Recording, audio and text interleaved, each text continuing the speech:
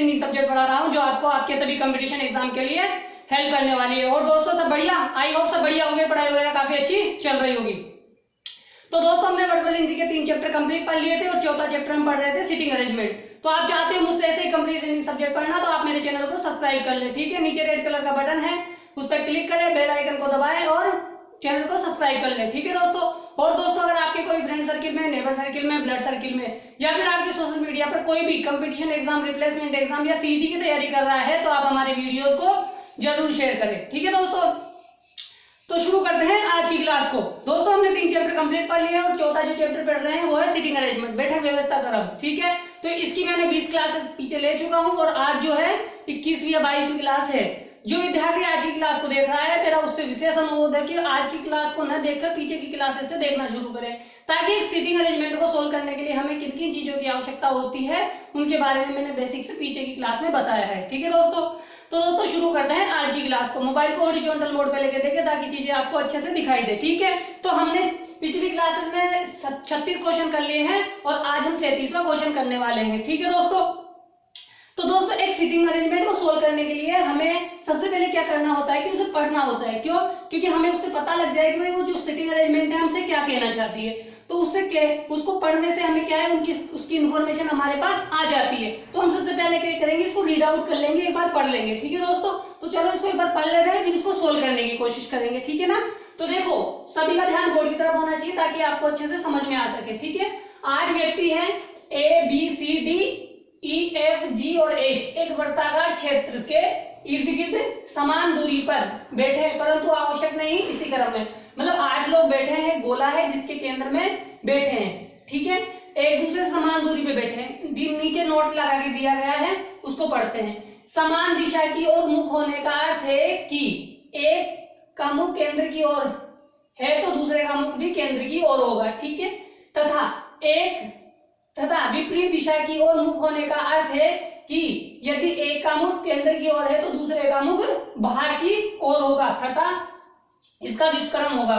व्युत्क्रम का मतलब होता है अपोजिट, ठीक है दोस्तों, व्युत्क्रम होगा।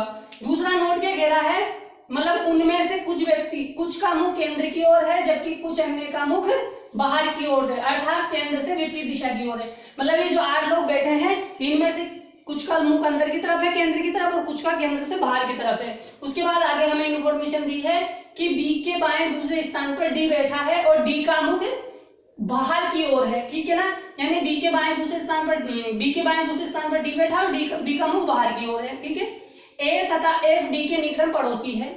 ए के दाएं दूसरे स्थान पर एच बैठा है, एच के बाएं तीसरे स्थान पर सी बैठा है, जी के एकदम दाएं ई बैठा है, ई के बाएं तीसरे स्थान पर डी बैठा है, डी का मुख एच की मुख की दिशा की ओर है, सी के एकदम बाएं एफ बैठा है, एफ तथा जी का मुख एक ही दिशा में है, ठीक है दोस्तों। हमने सिटिंग अरेंजमेंट को पढ़ लिया। हमें इससे यह पता लगा कि भाई 8 लोग बैठे हैं एक केंद्र की ओर, एक केंद्र के चारों तरफ बैठे हैं, उनमें से कुछ का मुख अंदर की तरफ है, कुछ का मुख बाहर की तरफ है, ठीक है। उसमें कहा कि कुछ एक समान दिशा की ओर मुख होने का अर्थ है कि यदि एक का मुख केंद्र की ओर है तो दूसरे का मुख भी केंद्र की ओर होगा। विपरीत दिशा की ओर मुख होने का अर्थ यह है कि यदि एक का मुख केंद्र की तरफ है तो दूसरे का मुख बाहर की तरफ होगा, ठीक है। उसके बाद बोला है कि इनमें से कुछ का मुख केंद्र की ओर है, कुछ का मुख बाहर की ओर है, ठीक है। मतलब वही बात है, फिर इसने बता दिया नोट लगा कि भाई आप ध्यान रहे।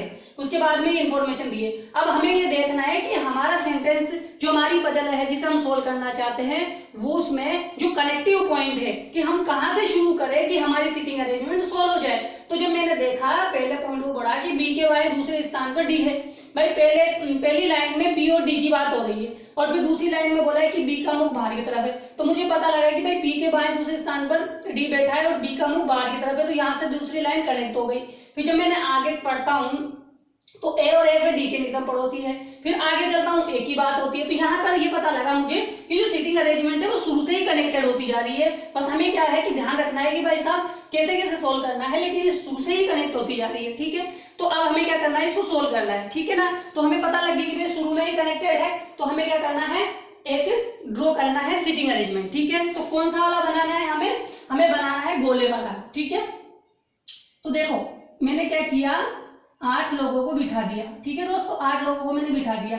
जब भी गोले वाला आ जाए, आयत वाला आ जाए, वर्ग वाला आ जाए तो आपको क्या करना है, सबसे पहले लोगों को बिठा दो, ठीक है, 8 लोगों को बिठा दो, क्योंकि उसमें क्या है, आसानी होती है। और जब भी एक रो वाला आ जाए, डबल रो वाला आ जाए, तो उसमें कभी मत बिठाना, क्यों, क्योंकि वहां पे आपको कठिनाई होती है, वहां पे जैसे इन्फॉर्मेशन बोले वैसे वैसे बिठाते जाओ, ठीक है। अब देखो, अब इसने बोला कि बी के बाएं दूसरे स्थान पर डी बैठा है, ठीक है, बी के बाएं दूसरे स्थान पर डी बैठा है, लेकिन हमें नहीं पता कि भाई बी का मुख किधर है, या बाहर भी हो सकता है या अंदर भी हो सकता है। लेकिन जैसे ही आगे वाली लाइन पढ़ते हैं कि बी का मुख बाहर की ओर है, तो भाई साहब हमें पता लग गया भाई बी का मुख कहाँ है, बाहर की ओर है। तो मैंने क्या किया, बी को यहाँ बिठा लिया। आप कहीं पे भी बिठा सकते हो, लेकिन मैंने आपको हर बार बताया कि यहाँ पे मैं क्यों बिठाता हूँ, क्यों, क्योंकि यहाँ से आसानी होती है राइट लेफ्ट को चूज करने में। ये वाला राइट होएगा, ये वाला लेफ्ट होगा, ठीक है ना। लेकिन अब इसका मुख किधर है, बाहर की तरफ है। जब इसका मुख बाहर की तरफ है तो इसके बाएं दूसरे स्थान पर, यानी इसका बायां किधर वाला होगा, ये वाला बायां हो जाएगा, ये वाला दायां हो जाएगा। तो डी के बाएं दूसरे स्थान पर कौन बैठा है, बी के बाएं दूसरे स्थान पर डी बैठा है, ठीक है दोस्तों। आई होप समझ में आ गया कि हमने पहली लाइन को किस प्रकार से सेट किया है। बी का मुख बाहर की तरफ किया और डी का बायां ये वाला होता है, तो बाएं दूसरे स्थान पर मैंने किसे बिठा दिया, डी को बिठा दिया। अब आगे वाली लाइन को पढ़ते हैं कि ए और एफ, ए तथा एफ डी के निकटतम पड़ोसी हैं, ठीक है भाई। जो ए और एफ है ना, डी के निकटतम पड़ोसी हैं। तो मैंने क्या किया, मैंने किया भाई ए को मैं यहाँ पे बिठा दूं और एफ को यहाँ पे बिठा दूं, तो ये क्या हो जाएंगे, इसके निकटतम पड़ोसी हो जाएंगे। लेकिन क्या ऐसा नहीं हो सकता क्या कि भाई साहब एफ यहाँ बैठ जाए और ए यहाँ बैठ जाए, ऐसा भी तो हो सकता है। तो मैं क्या करूंगा, एक और ड्रॉ कर लूंगा फटाफट से, क्यों, क्योंकि भाई साहब यहाँ पे दो कंडीशन निकल के आ गई कि भाई साहब एक कंडीशन में तो क्या है कि ए और एफ ए से बैठ सकते हैं, और एक कंडीशन में ए और एफ ए से बैठ सकते हैं, ठीक है। आई होप दोस्तों समझ में आ गया। जल्दी सोल्व करने के लिए हमें दो कंडीशन मान लेनी चाहिए, ताकि फटाफट से हमारे पास 2 से 3 मिनट में पजल सोल्व हो जाए, ठीक है दोस्तों। अब क्या करना है, अब आगे की इंफॉर्मेशन को पढ़ते हैं। आगे क्या बोल रहा है, अब आगे बोल रहा है कि ए के दाएं दूसरे स्थान पर एच बैठा हुआ है। अब देखो हमारे पास यहाँ पर कौन है, ए है, हमें पता नहीं ए का मुख अंदर है कि बाहर है, लेकिन हम क्या करेंगे, हम मानेंगे, क्योंकि मैंने हमेशा आपको बताया कि जब हमारे पास एक कंडीशन परफेक्ट चल रही है तो हम मान सकते हैं इसको, है ना। तो क्या बोला, ए के दाएं दूसरे स्थान पर एच बैठा है। अब देखो मान लीजिए कि मैंने ए का मुख अंदर की तरफ लिया, मान लीजिए ए का मुख अंदर की तरफ लिया, तो ए का दायां इधर हो जाएगा, ठीक है। मैंने ए का मुख इधर लिया, अंदर की तरफ लिया, तो ए के अंदर लेने की तरफ से क्या होगा कि ए का दायां इधर वाला हो जाएगा। जब ए का दायां उधर वाला हो जाएगा तो ए के दाएं दूसरे स्थान पर कौन बैठ सकता है, एच बैठ सकता है। तो मैं एच को यहां बिठा सकता हूं,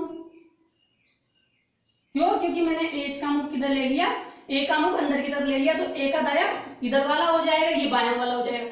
अब मान लीजिए आप कहो कि सर हम तो बाहर मुख कर दे, तो अगर बाहर मुख करोगे तो देखो बाहर मुख होने में जब ये इधर चलेगा, देखिए बाहर मुख कर देता हूं मैं, तो जब इधर चलेंगे तो दायां ये वाला है, तो दाएं दूसरे स्थान पर एच, 1 और 2 दूसरे स्थान पे एच यहाँ बैठना चाहिए, लेकिन यहाँ पे एफ बैठा हुआ है, तो एफ यहाँ पे बैठा हुआ है, तो इसलिए हम क्या कर सकते हैं कि ए का मुख बाहर नहीं कर सकते, अंदर की तरफ कर सकते हैं। तो इसलिए मैंने क्या किया, ए का मुख अंदर की तरफ कर दिया।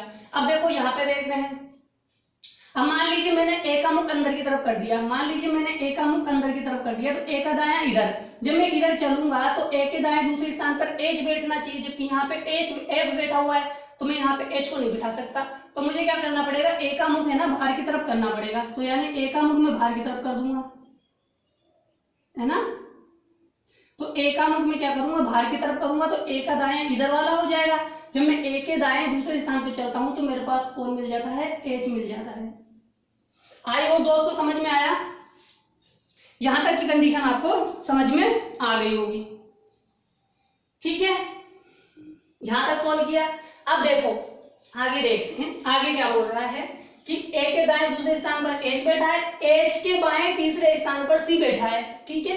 अब देखो एच यहाँ है, ठीक है, पहले इसको देख लो, देखो एच के बाएं, अब एच के बाएं जब मैं तीसरे स्थान पे जाता हूँ, चाहे मैं राइट से जाऊं चाहे दाएं से जाऊं, उसने कहा भाई किधर से भी मान सकते हैं। मान लीजिए एक बार मैंने एच का मुख अंदर की तरफ कर लिया, एच का मुख मैंने अंदर की तरफ कर लिया, तो एच के बाएं तीसरे स्थान पर 1 2 3 सी बैठा हुआ है, जबकि यहाँ तो कौन बैठा हुआ है, डी बैठा हुआ है, तो नहीं बैठ सकता।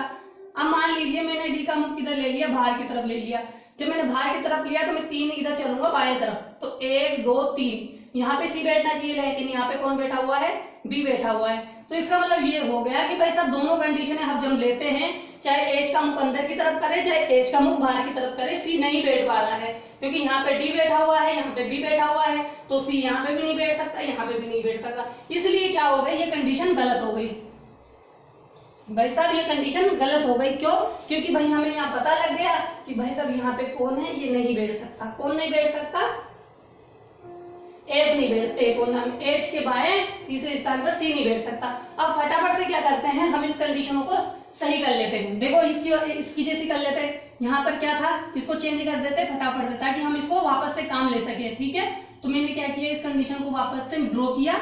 यहाँ पे मैंने एच को मान लिया, यहाँ पे मैंने ए को मान लिया और यहाँ पे मैंने एफ को मान लिया। ठीक है, फटाफट सोल्व करने के लिए यहाँ पे मैंने इसका मुख किधर कर दिया, बाहर की तरफ कर दिया। ठीक है दोस्तों, आई होप समझ में आया कि वो कंडीशन गलत हुई तो सही वाली कंडीशन के हिसाब से हमने इसको एडजस्ट कर लिया। अब आगे चलते हैं।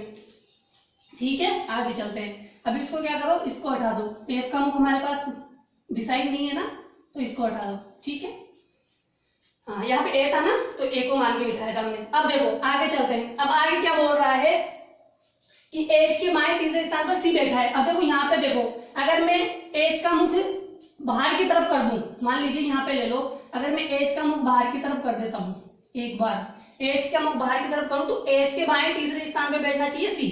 1 2 3 सी यहाँ बैठना चाहिए, नहीं बैठ सकता। क्यों? क्योंकि डी बैठा हुआ, तो इसलिए हम डी का मुख क्या करेंगे, अंदर की तरफ कर देंगे। बाहर की तरफ उसका मुख नहीं कर सकते, इसलिए हम अंदर कर देंगे। अब सी के एच के बाएं तीसरे स्थान पर सी को बिठा सकते हैं, 1 2 3, तो बाएं से तीसरे स्थान पर सी बैठ सकता है। वैसे ही यहाँ पे भी चलेगा, तो यहाँ पे भी बैठ जाएगा। क्यों?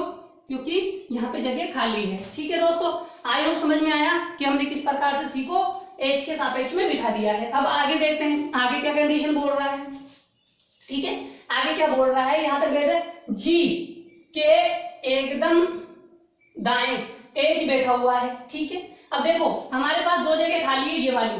ठीक है, तो यानी एकदम दाएं का मतलब बाएं का एकदम जब भी आ जाए, इसका मतलब वो पड़ोसी है। तो हमें नहीं पता कि भाई सब यहाँ बैठेगा यहाँ बैठेगा, लेकिन हम क्या करते हैं, दोनों को बिठा के देख लेते हैं। भाई फटाफट से मैंने यहाँ पे किसको बिठा दिया, जी को बिठा दिया, यहाँ पे मैंने किसको बिठा दिया, ई को बिठा दिया। यहाँ मैंने किसको बिठा दिया, जी को बिठा दिया, और यहाँ मैंने किसको बिठा दिया, ई को बिठा दिया। मुझे नहीं पता किसका मुख किधर है, लेकिन मैंने तो फटाफट से 8 लोगों को बिठा दिया। अब आगे कंडीशन देखते हैं, इनमें से गलत हो जाएगी, इनमें से सही हो जाएगी। अब आगे देखते हैं। अब आगे क्या बोल रहा है कि ई के बाएं तीसरे स्थान पर डी बैठा है। अब देखो यहाँ देखो, ई के बाएं तीसरे स्थान पर डी बैठना चाहिए। देखो डी यहाँ बैठा, ई बैठा यहाँ, डी बैठा यहाँ, तो यहाँ से जब भी यहाँ जाएंगे ना, तो इसके बीच में 4 लोग पड़ेंगे, चौथा स्थान पर डी आएगा। तो इधर से चलो 1 2 3 4, नहीं है 1 2 3 4, यानी चाहे दाएं से चलूं या बाएं से चलूं, डी का स्थान कौन सा आएगा, चौथा आएगा। इसलिए ये कंडीशन क्या हो जाएगी, गलत हो जाएगी। ठीक है, आई होप समझ में आया। ये कंडीशन गलत हो गई। जब ये कंडीशन गलत हो गई तो हम क्या कर सकते हैं, इस कंडीशन को सही कर देते हैं। यहाँ पे बिठा देते हैं ई को, यहाँ पे बिठा देते हैं जी को। ठीक है, आई होप समझ में आया, यानी ये दोनों कंडीशनें समान होती है। अब देखो, अब क्या करें कि ई का मुख अंदर की तरफ लें या बाहर की तरफ लें कि उसके क्या हो जाए, ई के बाएं तीसरे स्थान पर डी आ जाए। मान लीजिए मैंने ई का मुख बाहर की तरफ लिया। ठीक है, ई का मुख मैंने बाहर की तरफ ले लिया। एक कंडीशन में मैंने ये लीजिए, मैंने ई का मुख इधर ले लिया, बाहर की तरफ ले लिया। अब बाहर की तरफ लिया तो ई का बायां ये वाला, इधर चलेंगे 1 2 3, यहाँ पे डी बैठना चाहिए, लेकिन यहाँ तो बैठा हुआ है बी, तो हम यहाँ से बाएं इधर नहीं चल सकते। तो क्या कर सकते हैं, हम डी का मुख अंदर की तरफ ले सकते हैं। तो डी का मुख हम अंदर की तरफ ले लेंगे, तो डी के बाएं तीसरे स्थान पर डी, ई के बाएं तीसरे स्थान पर डी बैठ जाएगा। ठीक है, आई होप समझ में आया किस प्रकार बिठाया। इसी प्रकार आप इसको बिठा दो, इसका भी मुख अंदर ले लो, इसके बाएं तीसरे स्थान पर डी आ जाएगा। यानी दोनों कंडीशन हमारे पास सही है। ठीक है, हमें कोई ऑप्शन ऐसा मिला नहीं कि हम इन दोनों को गलत आया, 2 ऑप्शन में डिवाइड कर ले, हमने दोनों को बराबर मान के चल रहा है। ठीक है ना, ये क्यों बताया, ताकि जल्दी से सोल्व हो सके।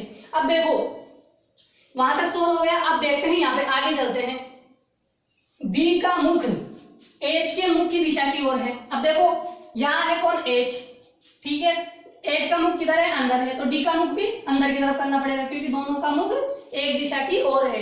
एक दिशा की ओर मुख होने का मतलब क्या था कि अगर बी इसका मुख भी अंदर है तो इसका मुख भी अंदर होगा।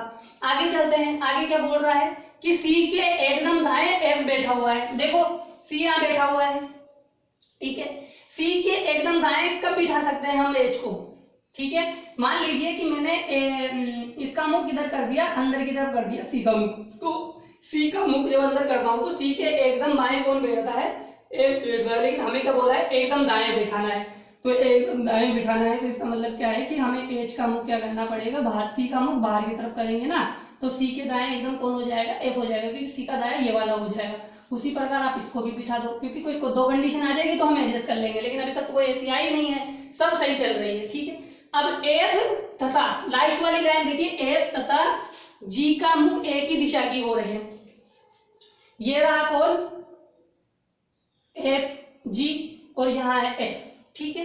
क्या बोल रहा है कि एफ तथा जी का मुख एक ही दिशा की ओर है, ठीक है। अब देखो, अब हमें क्या करना है, इनके मुख आइडेंटिफाई करने हैं फटाफट से कि भाई साहब इनके मुख किधर बैठने वाले हैं, जी का मुख और एफ का मुख, ठीक है। अब देखो एक लाइन बोली गई थी, क्या बोली गई थी कि जी के एकदम दाएं ई बैठा हुआ है। देखो जब ई के एकदम दाएं बिठाना है ई को, अगर मान लीजिए मैं ई का मुख, जी का मुख अंदर ले लूं तो जी के बाएं हो जाएगा ये ई, क्योंकि जी के एकदम बाएं ई बैठाना चाहिए, जबकि ये तो इसके अंदर मुंह करने पर तो किधर हो जाएगा, बाएं हो जाएगा। तो इसलिए हम क्या कर सकते हैं, जी का मुख बाहर की तरफ ले सकते हैं, यानी जब जी का मुख बाहर लेंगे तो जी के एकदम बाएं कौन बैठ सकता है, ई बैठ सकता है। इसी प्रकार यहाँ से जी का मुख बाहर ले लेंगे तो जी के एकदम बाद दाएं कौन बैठ जाएगा, ई बैठ जाएगा, ठीक है।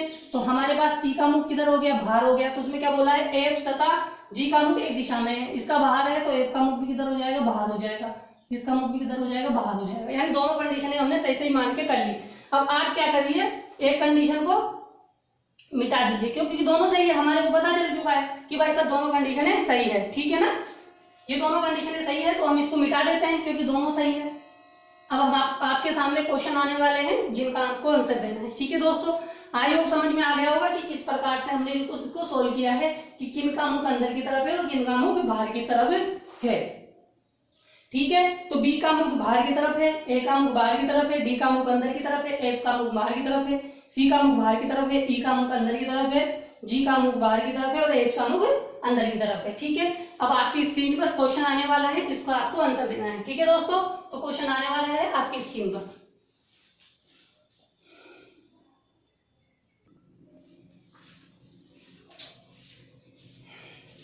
ठीक है दोस्तों। पहला क्वेश्चन स्क्रीन के सामने है, बताइए इसका आंसर दीजिए। स्क्रीन पे आ गया है पहला क्वेश्चन कि दी गई व्यवस्था के आधार पर एफ के संदर्भ में निम्नलिखित में से कौन सा कथन सत्य है, ठीक है दोस्तों। पूछा गया है कि एफ के बारे में कौन सी बात सत्य है, इन पांचों में से जो सत्य है वो हमारा आंसर है। पहले पॉइंट को पढ़ते हैं, बी तथा एफ के बीच में केवल एक व्यक्ति बैठा है। देखो बी यहाँ है, सॉरी एफ यहाँ है, बी यहाँ है, क्या इनके बीच में एक व्यक्ति बैठा है, इनके बीच में दो व्यक्ति बैठे हैं, ए और डी, ठीक है। तो ये कंडीशन गलत हो गई। आगे चलते हैं, एफ तथा एच के बीच में केवल तीन व्यक्ति बैठे हैं। देखो एफ यहाँ है, एच यहाँ है, चाहे इधर से गिनो तो तीन व्यक्ति है, इधर से गिनो तो तीन व्यक्ति है, तो इसलिए ये कंडीशन क्या हो गई हमारी, सही हो गई। कौन सी, सेकंड वाली, है ना दोस्तों। तो सेकंड वाली हमारी कंडीशन सही हो गई क्योंकि उनके बीच में तीन व्यक्ति बैठे हुए हैं, ठीक है। अब देखो आगे वाली देख लो, क्या ऐसी कोई और बात है कि हमने जो डायग्राम बनाया है वो सही भी है गलत, इससे पता लग जाएगा, ठीक है। कि एफ के बाएं दूसरे स्थान पर ए है, ठीक है, यह है एफ का मुख किधर है, बाहर है, तो एफ का बायां उधर वाला, तो एफ के बाएं दूसरे स्थान पर ए है क्या, 1 2, यहाँ पे तो ई है, तो इसका मतलब ये बात गलत हो गई, तो इसका मतलब वो सही है, यानी जो हमने सेकंड पॉइंट लिया है वो सही है। एफ के एकदम दाएं सी है, एफ का मुख बाहर की तरफ है तो एफ का दाएं ये वाला होगा, तो एफ के दाएं तो डी है, और जबकि बोला किधर है, सी की तरफ की, एफ के एकदम दाएं सी है, तो ये भी बात गलत है। एफ का मुख केंद्र की ओर है, क्या एफ का मुख केंद्र की ओर है, नहीं है, एफ का मुख बाहर की ओर है, इसलिए जो हमने डायग्राम बनाया है उसके हिसाब से हमारा सेकंड वाला आंसर होगा, ठीक है। आई होप समझ में आया, स्क्रीनशॉट ले लें, फिर आगे वाला क्वेश्चन आपके सामने आएगा, ठीक है ना, आप स्क्रीनशॉट ले लें।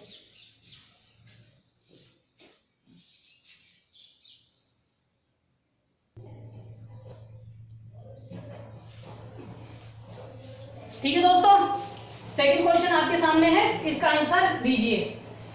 दी गई व्यवस्था के आधार पर कितने व्यक्तियों का मुख बाहर की ओर है, जो हमने डायग्राम बनाया है इसमें कितने लोगों का मुख बाहर की तरफ है ये बताना है। देखो बी का मुख बाहर की तरफ है 1, ए का मुख बाहर की तरफ है 2, डी का अंदर है, एफ का बाहर है 3, ई का बाहर है 4, जी का बाहर है 5, यानी 5 लोगों का मुख कहाँ है, बाहर की तरफ है। तो जो हमारा आंसर होगा कौन सा हो जाएगा, 5वां हो जाएगा। 5 ही लोगों का मुख बाहर की तरफ हो जाएगा। ठीक है, आई होप समझ में आया। समझ में आया है, स्क्रीनशॉट ले ले, फिर आगे वाला क्वेश्चन करते हैं। ठीक है ना, आप स्क्रीनशॉट ले लो, फिर आगे वाला क्वेश्चन करते हैं।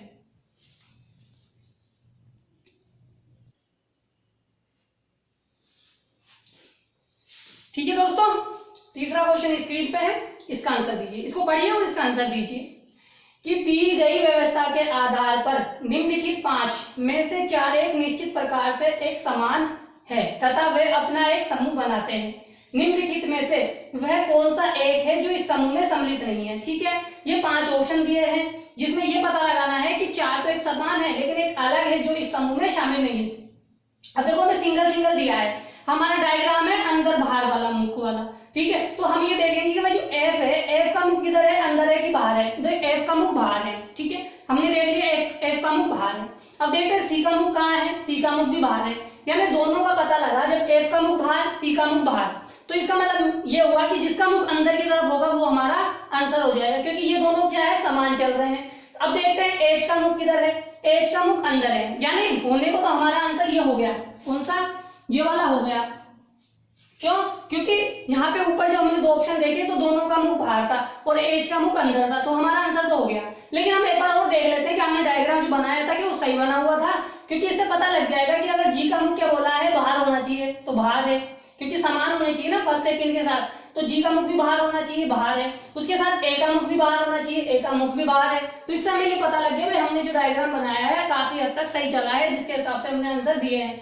तो ये अब इसके हिसाब से हमारा आंसर कौन सा हो गया, थर्ड वाला हो गया। तो दोस्तों समझ में आया कि किस प्रकार से हमें आंसर देने होते हैं। सबसे डिपेंडेंट है कि हमें सही से थ्योरी को पढ़ना होता है, उसके बाद ड्रॉ करना होता है, फिर क्वेश्चनों का आंसर देना होता है।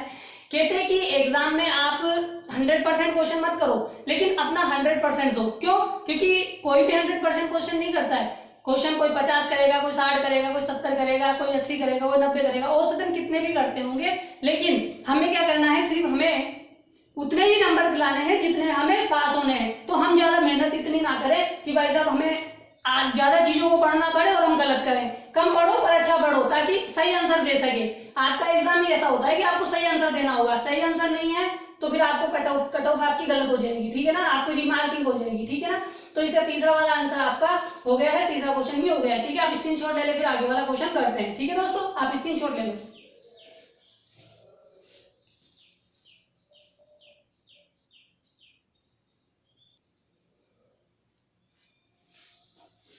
ठीक है दोस्तों, चौथा क्वेश्चन आपके सामने है, इसका आंसर दीजिए कि एक के संदर्भ में सी का क्या स्थान है, बताइए। देखो ए हमारे पास यहाँ है, सी हमारे पास यहाँ है। अब हमें यह देखना है कि सी के हम ए के बाएं चले कि दाएं चले कि हम सी पे पहुंचे। देखो बाएं से पहला ऑप्शन दे रहा है चौथा, तो बाएं से चौथा चले, इधर है बायां, क्योंकि बाहर की तरफ मुख है, तो ए के बायां 1 2 3 4 नहीं है। बाएं से तीसरा देखो 1 2 3, यस बाएं से तीसरा है। हमारा आंसर क्या हो गया, ये वाला ही हो गया। ठीक है, सेकंड वाला चेक कर लो, इससे पता भी लग जाता है कि हमने जो सीटिंग अरेंजमेंट बनाई है वो सही है गलत। देखो दाएं से दूसरा तो हो नहीं सकता, क्योंकि दाएं इधर है, 1 और 2 नहीं है। बाएं से पांचवा ये वाला हो जाएगा। देखो 1 2 3 4 5, क्योंकि बायां बाहर की तरफ इसका मुख है, तो बायां इधर वाला हो जाएगा। अब दाएं से तीसरा, देखो दाएं से तीसरा 1 2 3, क्योंकि बाएं अगर दाएं चलेंगे बाहर की तरफ मुख है, तो दाएं से तीसरा कौन सा है, जी है। ठीक है, आइए समझ में आया, हमारी सीटिंग अरेंजमेंट सही है, सही बनी हुई है। ठीक है, आप स्क्रीनशॉट ले ले इस क्वेश्चन का भी, फिर आगे वाला क्वेश्चन करते हैं। ठीक है दोस्तों, स्क्रीनशॉट ले लो आप।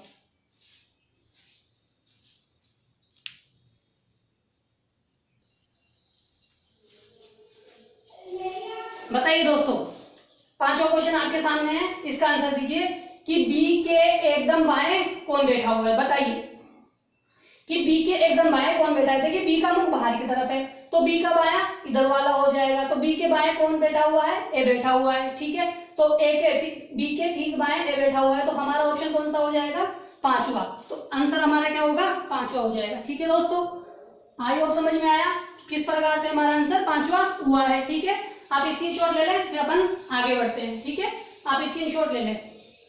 आपको समझ में आ रहे होंगे कि क्वेश्चनों के टाइप किस किस प्रकार से बनते हैं, ठीक है ना। आप स्क्रीनशॉट ले लो इसका।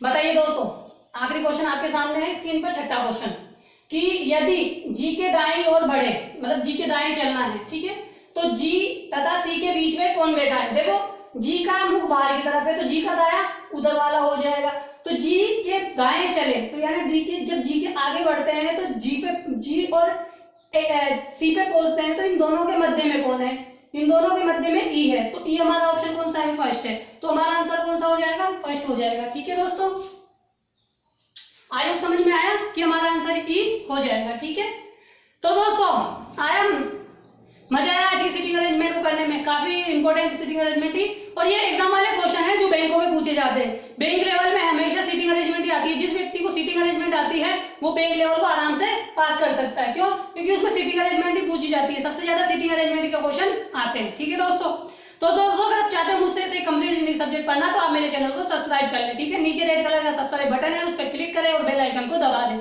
जिससे क्या होगा, जो मेरे आने वाले वीडियोस है उनकी नोटिफिकेशन आप तक आ जाएगी। और दोस्तों अगर आपके कोई फ्रेंड सर्किल में, नेबर सर्किल में, ब्लड सर्किल में, या आपके सोशल मीडिया पर कोई भी कंपटीशन एग्जाम, रिप्लेसमेंट एग्जाम या सीटी की तैयारी कर रहा है, तो आप हमारे वीडियोस को जरूर शेयर करें। क्यों? क्योंकि वहां पर ज्यादातर वर्बल रीजनिंग ही पूछी जाती है। ठीक है, कल मिलेंगे इसके आगे वाले क्वेश्चन के साथ, 38वें क्वेश्चन के साथ। ठीक है, मैंने कहा था हम इसमें 50-60 क्वेश्चन करेंगे, तो 50-60 क्वेश्चन करेंगे। अभी तो इसकी 20 क्लासेस और होगी, एक एक क्लास में एक एक क्वेश्चन कर रहे हैं। ठीक है दोस्तों, तो कल मिलेंगे आगे वाले क्वेश्चन के साथ। ठीक है दोस्तों, ठीक है।